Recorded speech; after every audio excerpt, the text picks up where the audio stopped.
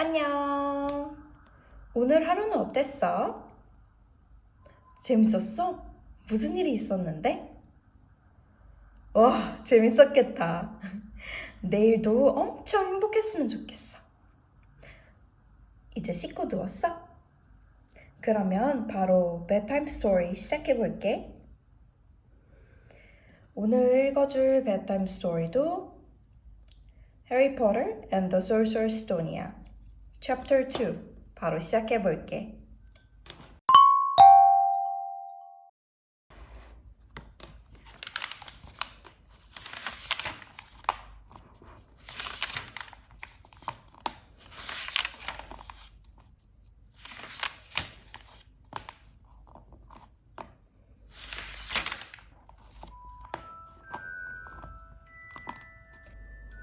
Chapter 2 The Vanishing Glass. Nearly 10 years had passed since the Dursleys had woken up to find their nephew on the front step, but Private Drive had hardly changed at all. The sun rose on the same tidy front gardens and lit up the brass number 4 on the Dursleys' front door. It crept into their living room, which was almost exactly the same as it had been on the night when Mr. Dursley had seen that fateful news report about the owls. Only the photographs on the mantelpiece really showed how much time had passed. 10 years ago, there had been lots of pictures of what looked like a large pink beach ball wearing different colored bonnets, but Dudley Dursley was no longer a baby, and now the photographs showed a large blond boy riding his first bicycle on the carousel at the fair, playing a computer game with his father, being hugged and kissed by his mother. The room held no sign at all that another boy lived in the house too. Yet Harry Potter was still there, asleep at the moment, but not for long. His Aunt Petunia was awake, and it was her shrill voice that made the first noise of the day. Up! Get up! Now! Harry woke with a start. His aunt rapped on the door again. Up! She screeched. Harry heard her walking toward the kitchen, and then the sound of the frying pan being put on the stove. He rolled onto his back and tried to remember the dream he had been having. It had been a good one. There had been a flying motorcycle in it. He had a funny feeling he'd had the same dream before. His aunt was back outside the door. Are you up yet? She demanded. Nearly, said Harry. Well, get a move on. I want you to look after the bacon. And don't you dare let it burn. I want everything perfect on Duty's first day. Harry groaned. What did you say? His aunt snapped through the door. Nothing. Dudley's birthday? How could he have forgotten? Harry got slowly out of bed and started looking for socks.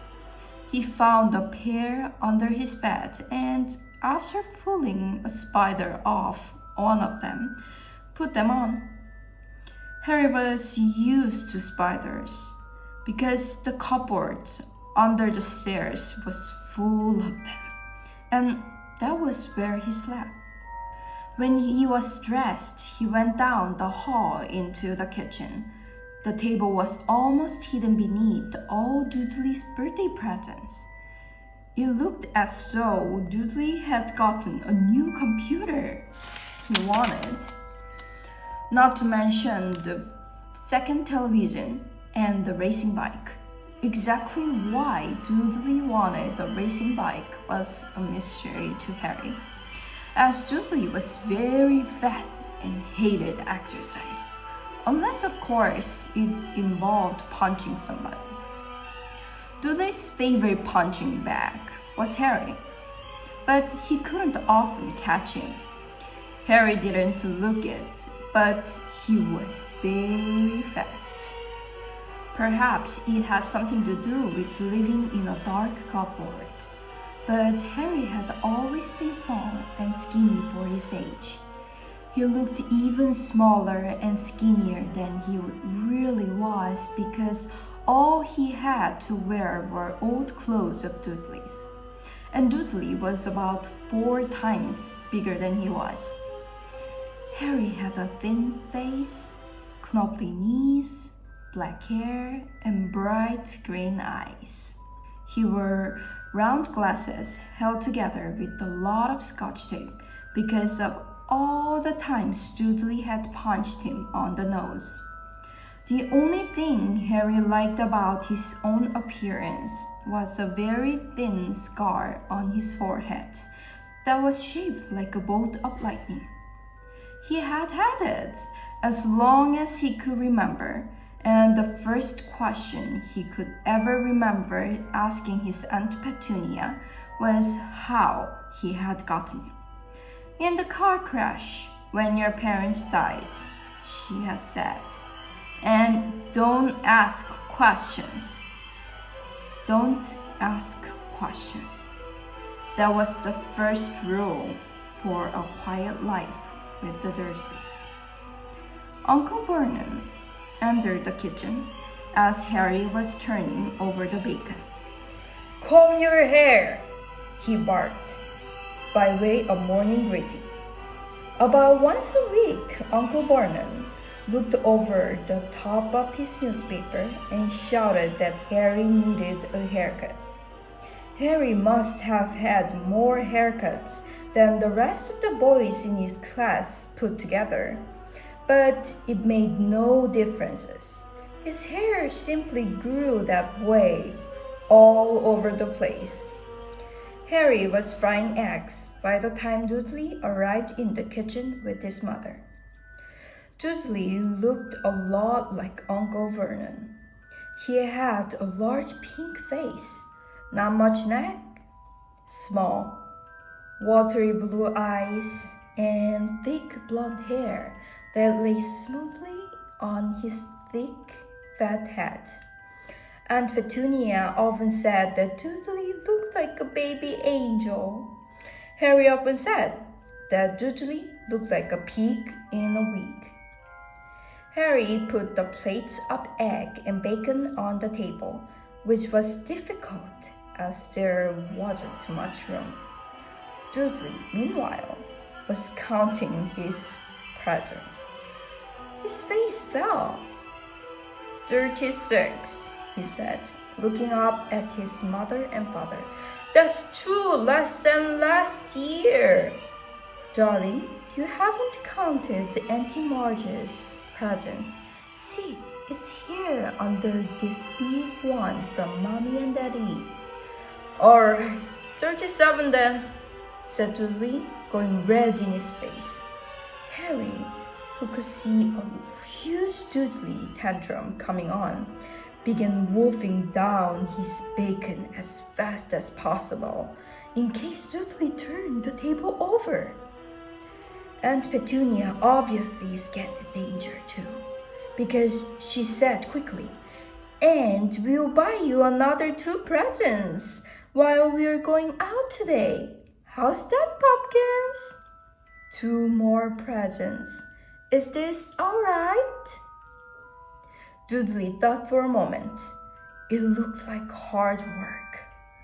Finally, he said slowly, "So I will have 39 sweetums," said Aunt Petunia. "Oh." Dudley sat down heavily and grabbed the nearest parcel. "All right then." Uncle Vernon chuckled.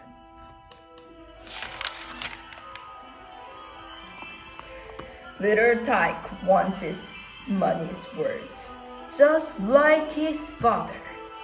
Attaboy, Dudley. You ruffled Dudley's hair.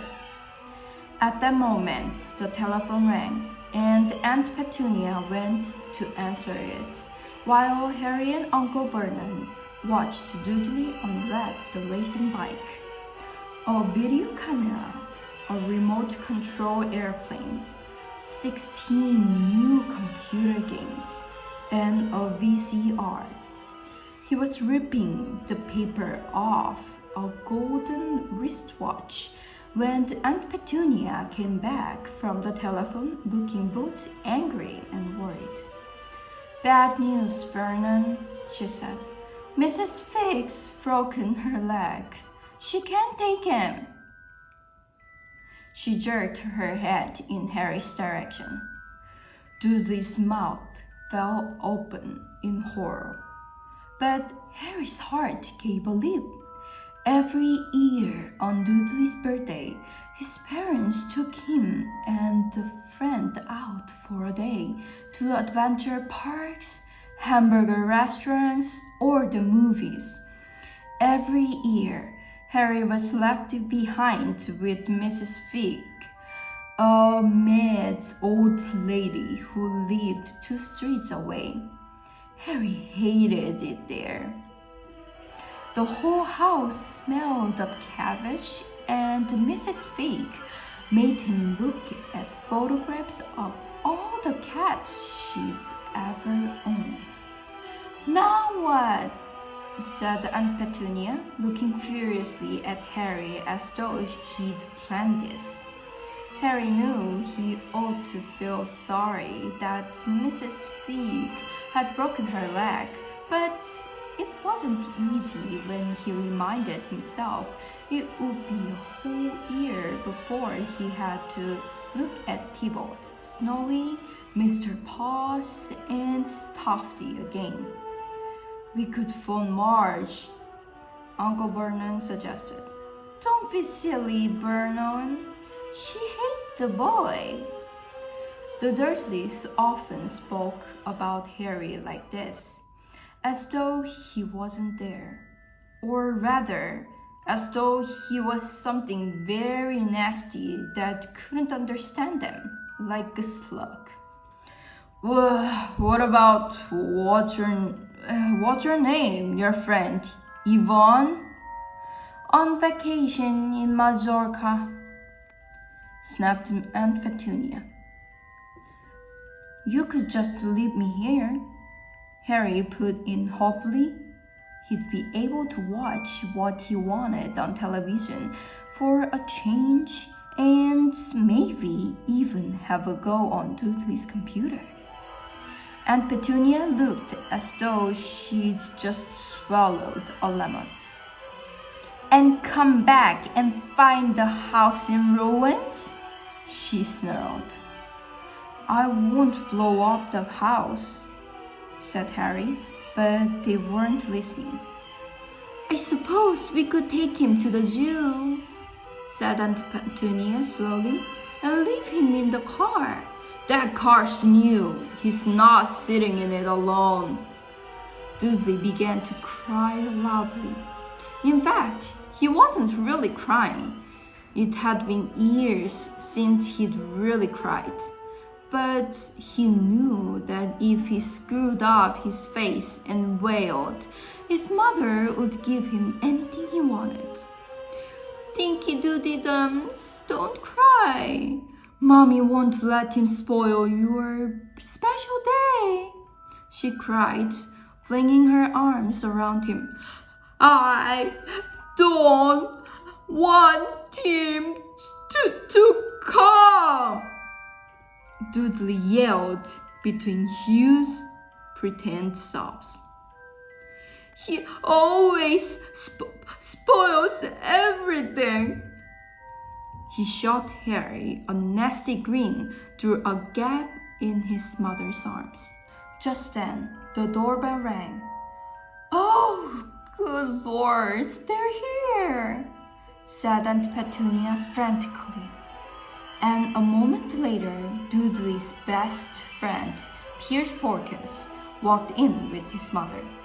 Pierce was a scrawny boy with a face like a rat.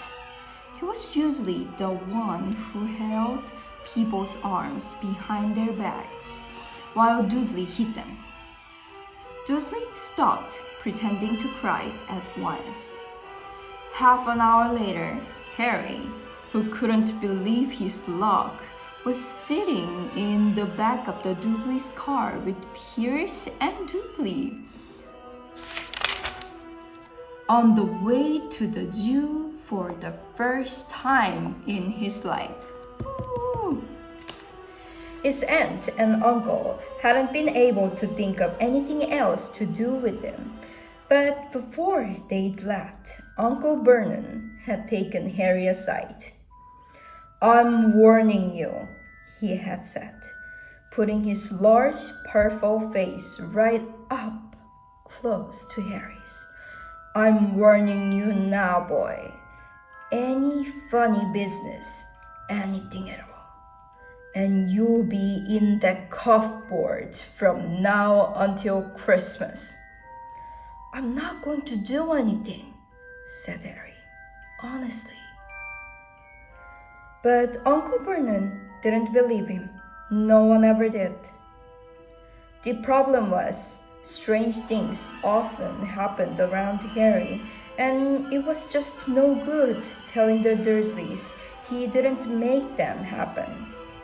Once, Aunt Petunia, tired of Harry coming back from the barber's, looking as though he hadn't been at all, had taken a pair of kitchen scissors and cut his hair so short he was almost bald except for his bangs, which she left to hide that horrible scar. Dudley had laughed himself silly at Harry, who spent a sleepless night imagining school the next day, where he was already laughed at for his baggy clothes and taped glasses. Next morning, however, he had gotten up to find his hair exactly as it had been before Aunt Petunia had sheared it off. He had been given a week in his cupboard for this, even though he had tried to explain that he couldn't explain how it had grown back so quickly. Another time, Aunt Petunia had been trying to force him into a revolting old sweater of Dudley's, brown with orange puffballs. The harder she tried to pull it over his head, the smaller it seemed to become, until finally it might have fitted a hand puppet, but certainly wouldn't fit Harry. Aunt Petunia had decided it must have shrunk in a wash, and to his great relief, Harry wasn't punished.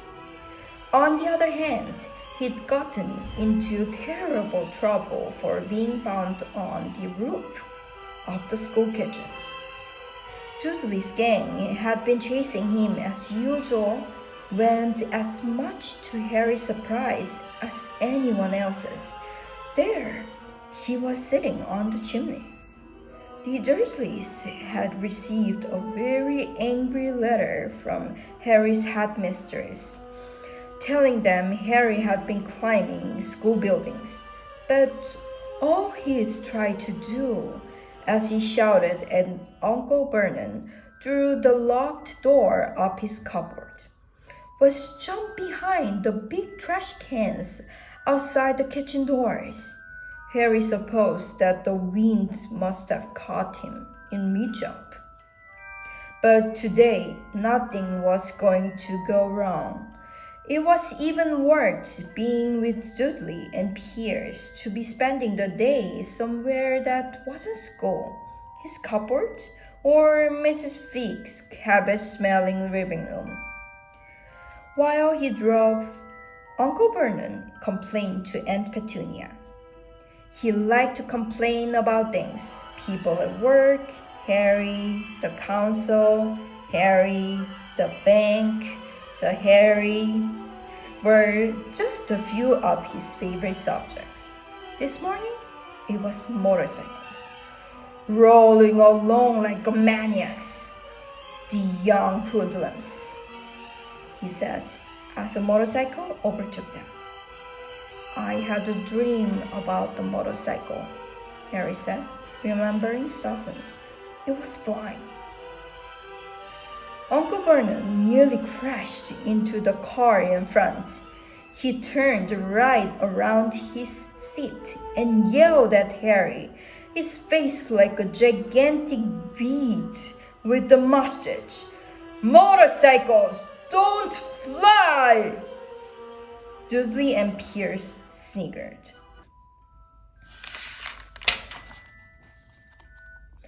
I know they don't, said Harry. It was only a dream. But he wished he hadn't said anything. If there was one thing the Dursleys hated even more than his asking questions, it was his talking about anything acting in a way it shouldn't. No matter if it was a dream or even a cartoon, they seemed to think he might get dangerous ideas. It was a very sunny Saturday, and the zoo was crowded with families.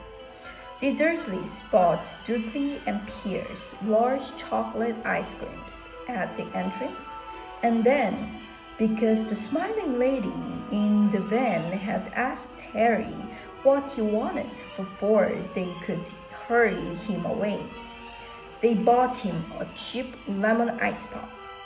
It wasn't bad either, Harry thought, licking it as they watched the gorilla scratching its head, who looked remarkably like Dudley, except that it wasn't blonde. Harry had the best morning he'd had in a long time.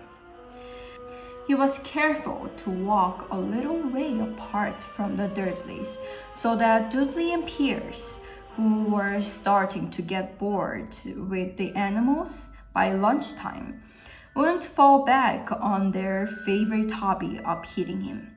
They ate in the zoo restaurant, and when Dudley had a tantrum because his knickerbocker, Glory, didn't have enough ice cream on top, Uncle Vernon bought him another one, and Harry was allowed to finish the first. Harry felt afterward that he should have known it was all too good to last. After lunch, they went to the reptile house. It was cool and dark in there, with lit windows all along the walls. Behind the glass, all sorts of lizards and snakes were crawling and slithering over bits of wood and stone. Dudley and Pierce wanted to see huge poisonous cobras and thick man-crushing pythons. Dudley quickly found the largest snake in the place. It could have wrapped its body twice around the Uncle Vernon's car and crushed it into a trash can. But at the moment, it didn't look in the mood. In fact, it was fast asleep. Dudley stood with his nose pressed against the glass, staring at the glistening brown coils. "Make it move!" he winked at his father. Uncle Vernon tapped on the glass, but the snake didn't budge. "Do it again!" Dudley ordered. Uncle Vernon rapped the glass smartly with his knuckles, but the snake just snoozed on. "This is boring," Dudley moaned. He shuffled away. Harry moved in front of the tank and looked intently at the snake. He wouldn't have been surprised if it had died of boredom himself. No company except stupid people drumming their fingers on the glass, trying to disturb it all day long. It was worse than having a cupboard as a bedroom, where the only visitor was Aunt Petunia hammering on the door to wake you up. At least he got to visit the rest of the house. The snake suddenly opened its beady eyes. Slowly, very slowly, it raised its head until its eyes were on the level with Harry's. It winked. Harry stared. Then he looked quickly around to see if anyone was watching. They weren't. He looked back at the snake and winked too. The snake jerked its head toward Uncle Vernon and Dudley, then raised its eyes to the ceiling. It gave Harry a look that said quite plainly, "I get that all the time."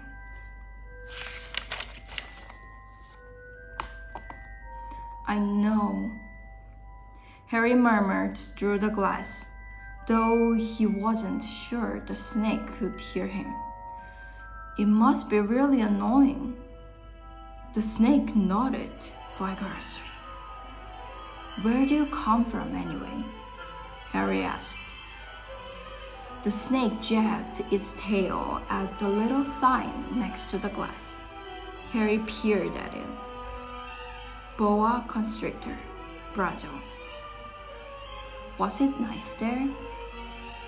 The boa constrictor jabbed its tail at the sign again, and Harry read on. This specimen was bred in the zoo. "Oh, I see. So you've never been to Brazil." As the snake shook its head, the deafening shout behind Harry made both of them jump. "Dudley! Mr. Dursley! Come and look at the snake! You won't believe what it's doing!" Dudley came waddling toward them as fast as he could. "Out of your way, you!" he said, punching Harry in the ribs. Caught by surprise, Harry fell hard on the concrete floor. What came next happened so fast no one saw how it happened. 1 second, Pierce and Dudley were leaning right up close to the glass. The next, they had leaped back with howls of horror. Harry sat up and gasped. The glass front of the boa constrictor's tank had vanished. The great snake was uncoiling itself rapidly, slithering out onto the floor. People throughout the reptile house screamed and started running for the exits. As the snake slid swiftly past him, Harry could have sworn a low hissing voice said, "Brazil, here I come. Thanks, amigo." The keeper of Reptile House was in shock. "But the glass," he kept saying. "Where did the glass go?" The zoo director himself made Aunt Petunia a cup of strong sweet tea while he apologized over and over again. Pierce and Dudley could only give her. As far as Harry had seen, the snake hadn't done anything except snap playfully at their heels as it passed. But by the time they were all back in Uncle Vernon's car, Dudley was telling them how it had nearly bitten off his leg, while Pierce was swearing it had tried to squeeze him to death. But worst of all, for Harry at least, was Pierce calming down enough to say, "Harry was talking to it, weren't you, Harry?" Uncle Vernon waited until Pierce was safely out of the house before starting on Harry. He was so angry he could hardly speak. he managed to say, "Go, cupboard, stay, no mouse," before he collapsed into a chair, and Aunt Petunia had to run and get him a large brandy. Harry lay in his dark cupboard much later, wishing he had a watch. He didn't know what time it was, and he couldn't be sure the Dursleys were asleep yet. Until they were, he couldn't risk sneaking to the kitchen for some food. He'd lived with the Dursleys almost 10 years. 10 miserable years. As long as he could remember, ever since he'd been a baby and his parents had died in that car crash. He couldn't remember being in the car when his parents had died. Sometimes he strained his memory during long hours in his cupboard.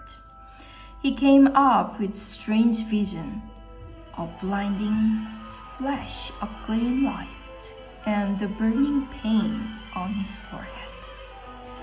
This, he supposed, was the car crash, though he couldn't imagine where all the green light came from.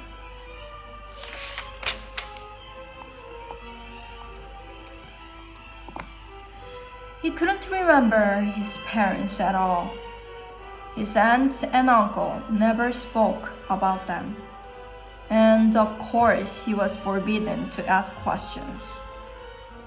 There were no photographs of them in the house.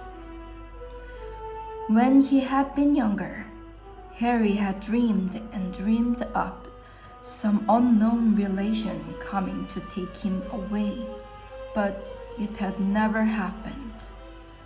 The Dursleys were only his family. Yet sometimes he thought, or maybe hoped, that strangers in the street seemed to know him. Very strange strangers they were too. A tiny man in a violet top hat had bowed to him once while out shopping with Aunt Petunia and Dursley. After asking Harry furiously if he knew the man, Aunt Petunia had rushed them out of the shop without buying anything. A wild-looking old woman dressed all in green had waved merrily at him once on a bus. A bald man in a very long purple coat had actually shaken his hand in the street the other day and then walked away without a word. The weirdest thing about all these people was the way they seemed to vanish the second Harry tried to get a closer look. At school, Harry had no one. Everybody knew that Dudley's gang hated that old Harry Potter in his baggy old clothes and broken glasses, and nobody liked to disagree with Dudley's gang.